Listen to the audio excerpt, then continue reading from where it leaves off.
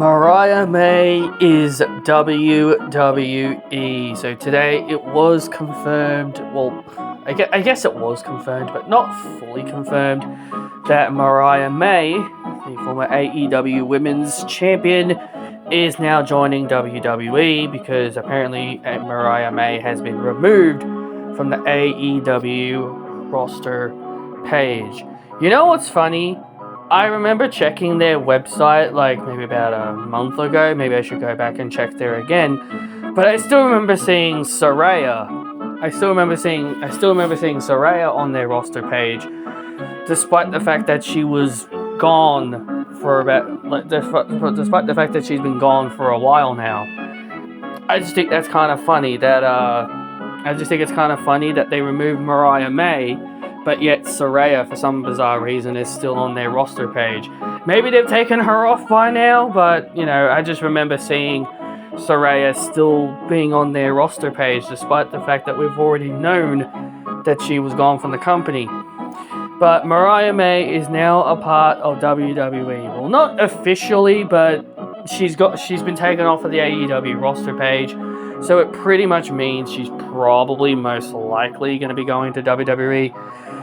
You see, unlike most fans on the community, I'm not going to be one of those kind of people that will say she betrayed Tony Khan or anything along those lines. Like, I'm against those kinds of fans. I've always been a Mariah May fan. Like, even from her days in Stardom, when I saw her in Stardom with Mina Shirakawa in that faction called Club Venice, I was a fan of hers, since then. So I've always been a big major fan of hers.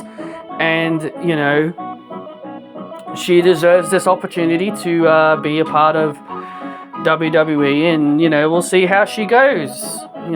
She did well for herself at AEW. Like her storyline with Toni Storm, really made her the star she is today.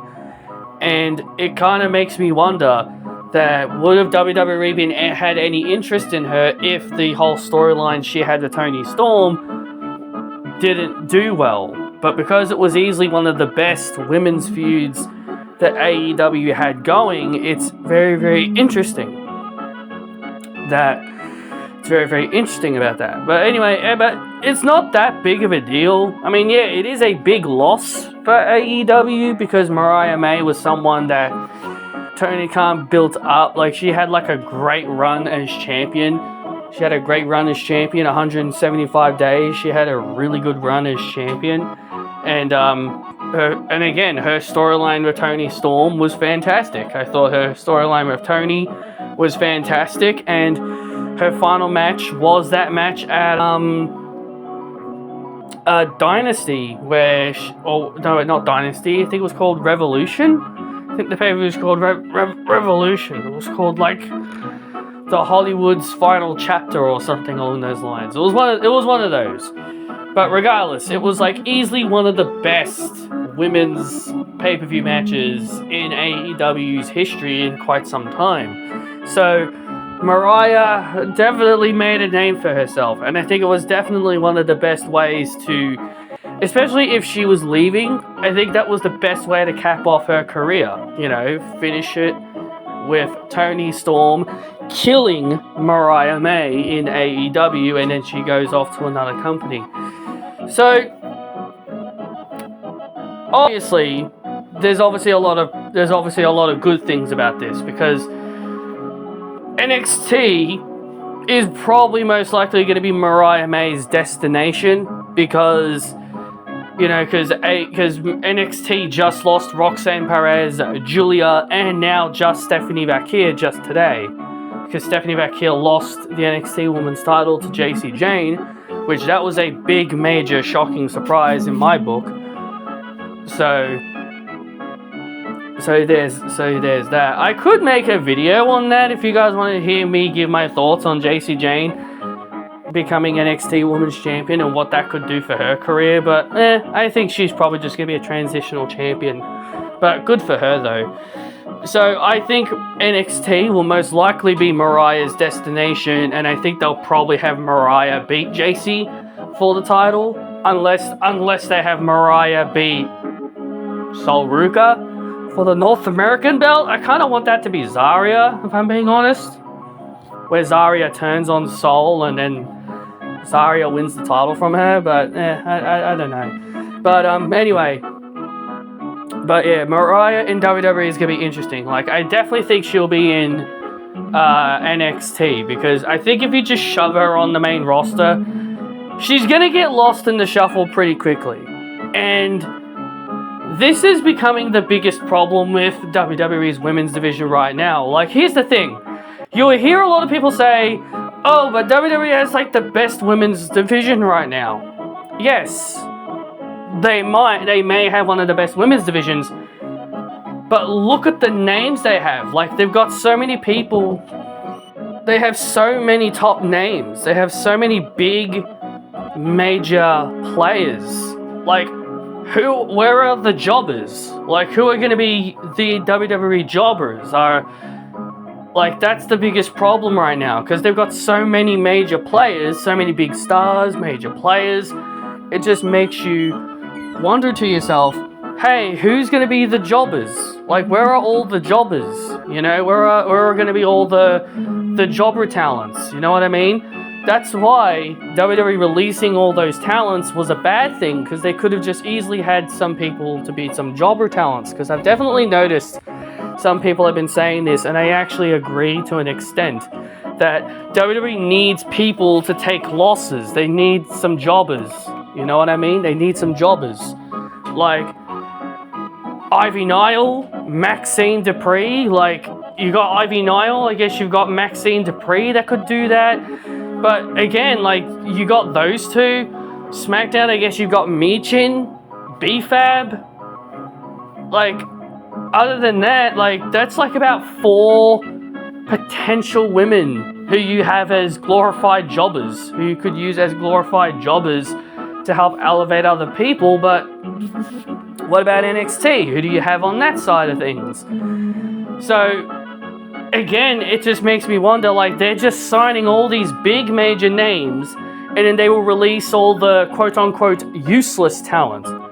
They'll release all the useless wrestlers that they don't use, and then they will just sign all these big top-level names. And then you'll be getting situations like where Rhea Ripley would pin Julia in her first match on the main roster. Because then you'll get people complaining online about how Rhea Ripley buried Julia in her first match, you know, on the main roster. So I feel like WWE should be balancing it out a bit. They should be balancing out their women's division instead of being all like, hey, look, we've got the best women's division in the world. Like, we've got all these big names from other promotions. They should be more thinking about, yeah, we can have all these big names, but we also need some jobbers. We also need some low-tier talents. We need some low-tier talented wrestlers on our roster as well. So then people like, you know, a Mariah May, a Stephanie Vaquer, Julia, Roxanne can win and pick up victories. But instead you got Roxanne Perez in a stupid angle with the Judgment Day looking like she could potentially be Dominic's next girlfriend over Liv Morgan, which I think is completely stupid. Look, if that was the best they could have done for Roxanne Perez, then she should have just stayed in NXT, if I'm being completely honest. If that was the best they could have done for Roxanne Perez, I would have been like, yeah, I'm going to stay in NXT until you guys give me something that's actually worth a shit. Because seriously, I think that's really stupid. Like, the only way that you can get Roxanne Perez on TV is just to put her in a stupid angle with the Judgment Day. It's almost like I'm watching the exact same storyline that I saw last year with Rhea Ripley and Liv Morgan. But instead of Liv Morgan manipulating Dominic, it's now Roxanne manipulating Dominic, which is so stupid. How can people look at this and call that cinema? How can people look at this and say the storyline is interesting when it's exactly the exact same thing that Rhea Ripley and Liv Morgan did literally last year? But yeah, like, I think that's the biggest problem with WWE's women's division right now, is that they've got way too many big wrestlers, way too many top-level superstars, and they need some more enhancement talent. They need more enhancement talent. So again, Mariah in WWE is going to be good because there's obviously a lot of potential matches she could have, like with Jordan Grace, Fallon Henley, JC Jane. I guess that all depends if she's a face or a heel, I guess. Stephanie Vakir, Julia, Bianca Belair, Jade Cargill, Tiffany. Not really Tiffany. Oh, speaking of Tiffany, it's kind of hilarious that people were just calling Mariah May a bootleg Tiffany, and now here she is in WWE, and all the people that called Mariah May a bootleg Tiffany Stratton are now all of a sudden are gonna be her biggest fans. And that's the thing that really irks me about the fan bases. That's what irks me about fan bases. Like, they will say they're not a fan of a certain person because they were in another company, but as soon as that person leaves that other company and then comes to the company that they watch, they will all of a sudden take back all the negative things they have said about that person, and then all of a sudden pretend to be a fan of that wrestler. That kind of thing always pisses me off. I was never a fan of Rusev.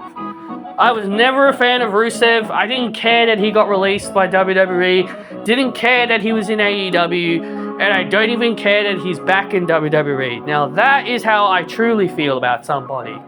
Yes, Aleister Black I was a fan of when he was in WWE the first time. Yes, I was a fan of his work in AEW, but to me, it just feels like he's only back in WWE because it felt like he didn't enjoy his time in AEW. And it kind of felt like he was phoning it in. Like, look at his matches in WWE and compare them to his AEW run. It just felt like he just could not wait for his contract to expire so he can go back and work with Triple H. Like, that's a big major difference.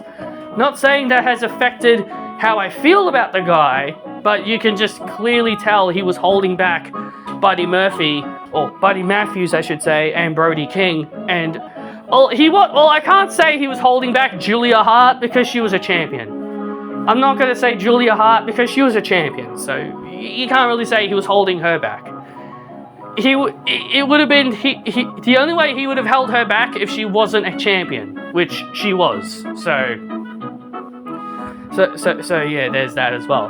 But again, it's just hilarious to me, and I already know there's going to be so many people that are going to start doing the whole Tony fumbled bullshit with Mariah May when she debuts in WWE, because that has to be the number one thing that happens now when you join WWE. Like, you have to do the Tony fumbled nonsense.